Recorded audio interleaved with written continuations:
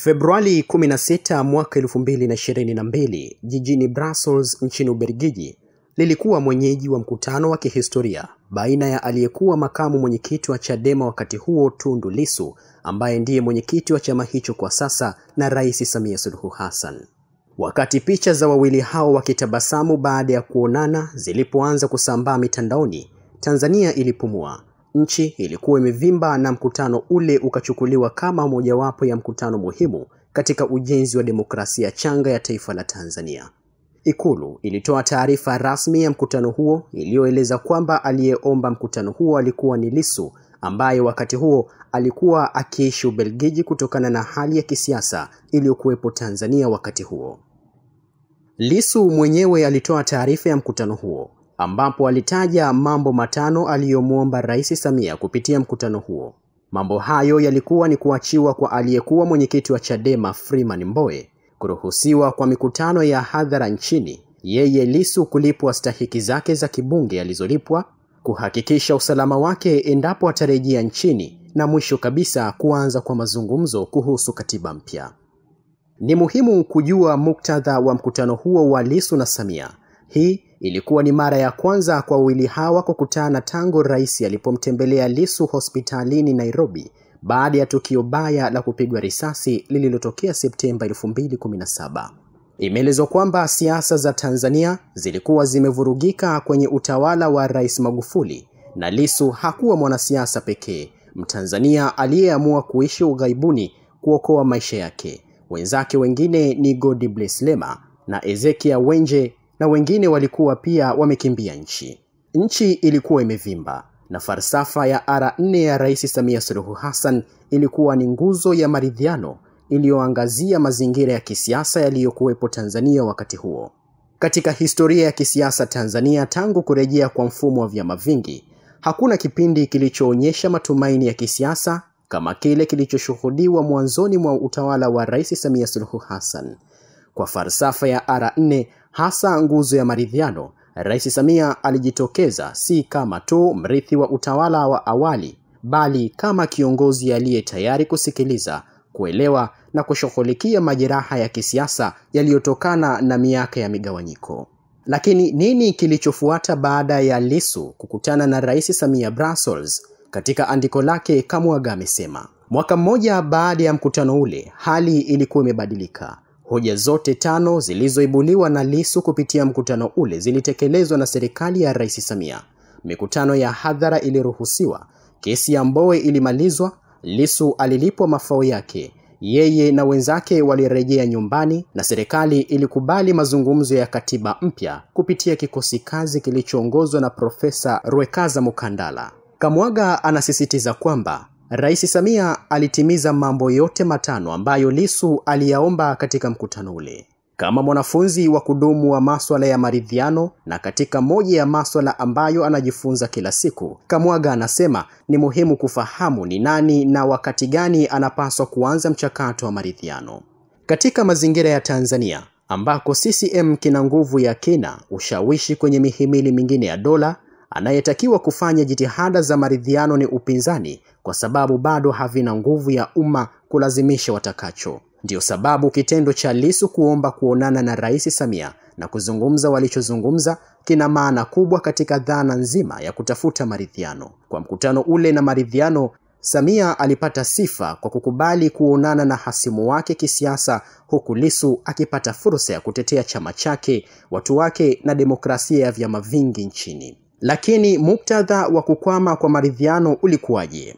Kamwaga anasema wakati akiandika andiko hili, Lissu yuko rumande baada ya kukamatwa kwa tuhuma za uhaini. Mwanasiasa huyo sasa ni mwenyekiti wa Chadema, ambacho ndicho chama pekee kilichotangaza kutoshiriki uchaguzi mkuu wa Oktoba 29 mwaka huu. Nini kimetokea hapa katikati? Ni muhimu kujenga muktadha kwanza kabla ya kujibu swali hili muhimu.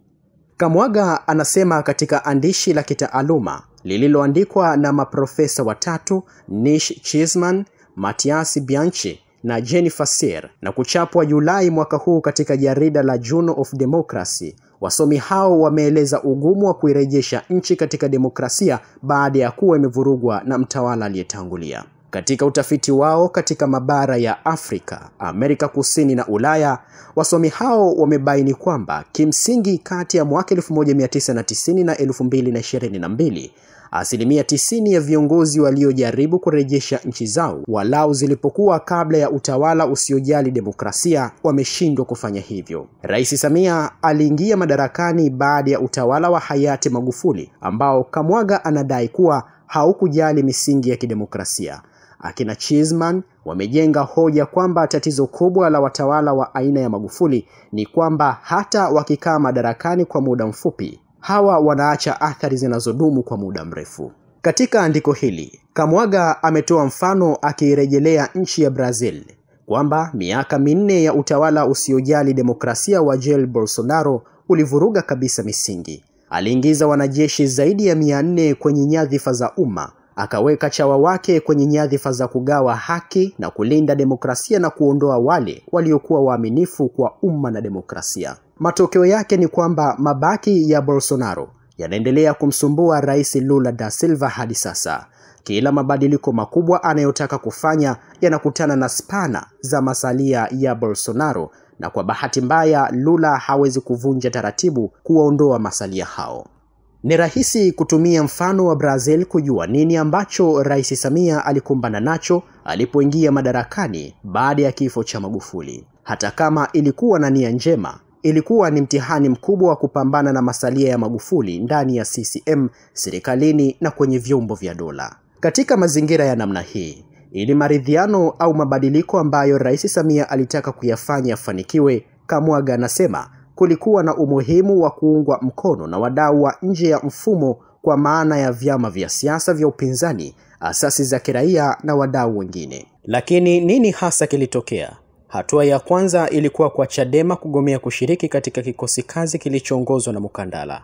Kwa mujibu wa katibu mkuu wa Chadema John Mnyika, masuala ya katiba ambayo kikosi kazi kimeyapitia yalikuwa yamefanyiwa kazi na tume ya Jaji Warioba, na hivyo hakukuwa na sababu ya kukusanya maoni mengine. Inawezekana Chadema walikuwa na hoja, lakini katika roho ya maridhiano na kwa kuzingatia kwamba Lissu mwenyewe alimwambia rais kuwa swala hilo linahitaji muda walau lizungumzwe, Kamwaga anasema chama hicho hakikupaswa kupiga mawe kikosi hicho. Anaendelea kueleza kwamba, ninanukuu, binafsi nilichukulia uundwaji wa kikosi kazi kama mojawapo ya hatua za kimkakati za Rais Samia. Kwanza, kuruhusu mijadala ifanyike, lakini pia kujipa muda wa kupima upepo ndani na nje ya chama kabla ya kuchukua maamuzi makubwa zaidi. Mwisho wa kunukuu.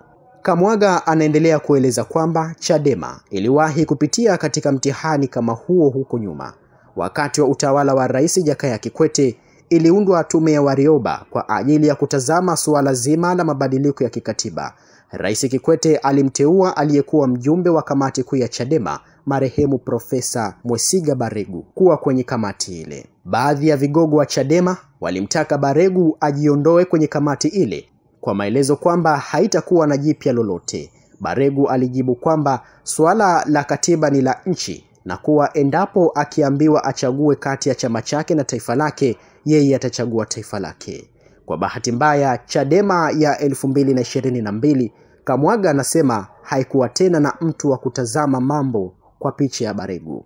Jambo jingine lililojitokeza ni kwa wafuasi wa Chadema wa kwenye mitandao ya kijamii na walio diaspora kuanza kuwapa majina mabaya watu wote walionekana kumpa nafasi Rais Samia. Ukaibuka msemo wa, ninanukuu, kulamba asali, mwisho wa nukuu, na mlengwa mkuu akiwa aliyekuwa mwenyekiti wa chama hicho Freeman Mbowe. Kupambania maridhiano ya kisiasa ukiwa mwanasiasa wa Chadema ikawa sawa na kujichimbia kaburi la kisiasa. Na ni muhimu kufahamu muktadha mwingine kuwa mitandao ya kijamii ambayo imepata nguvu kubwa kwenye miaka ya hivi karibuni inawapa nguvu zaidi wanasiasa na wanaoahidi mambo ambayo wanajua hayatekelezeki na yanayogawa watu. Katika mazingira hayo, taratibu Rais Samia akalazimika kuendelea kufanya kazi na watu ambao pengine hawana mtazamo kama wake, lakini walau wanaaminika. Bila kupata ushirikiano kutoka nje, Rais akalazimika kuweka uaminifu, yani loyalty, kama mojawapo ya vigezo muhimu kwake.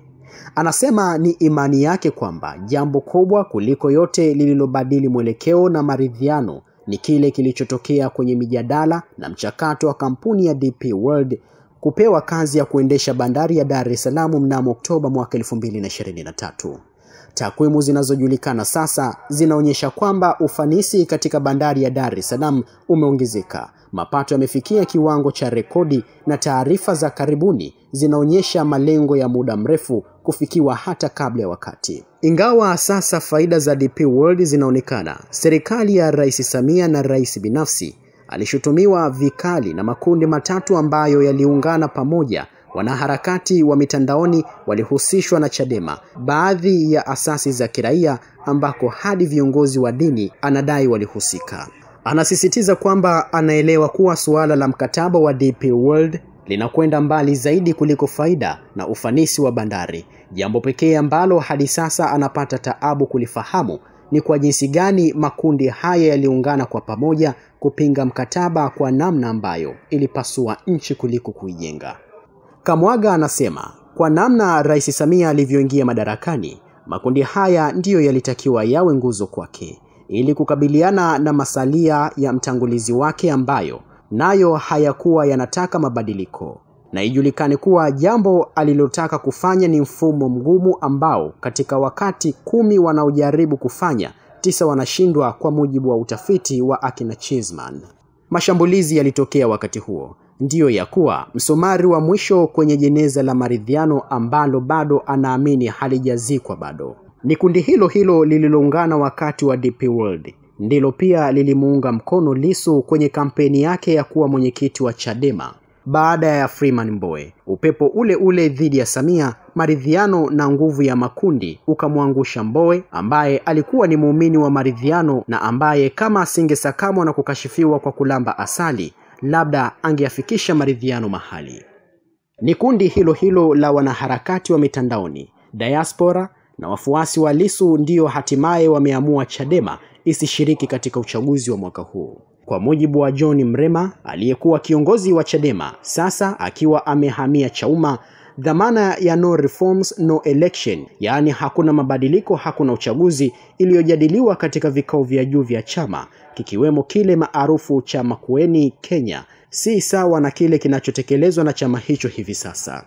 Kamwaga anasema maelezo ya Mrema ni muhimu kwa sababu pamoja na mapungufu yote ya kisheria na kikatiba ya Tanzania, chama hicho kimeshiriki katika chaguzi zote zilizopita pasi na kususa.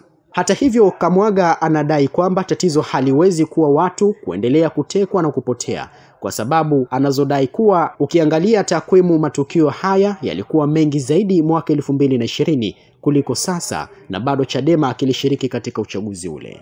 Anaeleza kwamba haifurahishi kuona wanasiasa wa upinzani wakiuawa. Nilimfahamu aliyekuwa mwenyekiti wa Chadema kanda ya Ziwa, hayati Alphonse Mawazo, na nilitokwa na machozi baada ya mauaji yake ya kikatili mnamo Novemba 2015.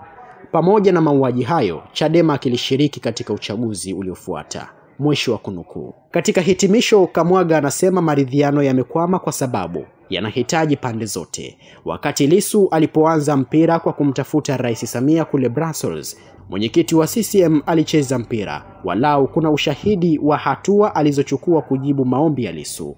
Katika mazingira magumu ya kisiasa, Kamwaga anasema vyama vya upinzani vina kila haki ya kuwa na tahadhari, lakini pia historia inatufundisha kwamba wakati mwingine mabadiliko huanza pale tunapokubali kushiriki, hata pale tunapohisi mazingira si sawa na pengine uwanja umelalia upande mmoja.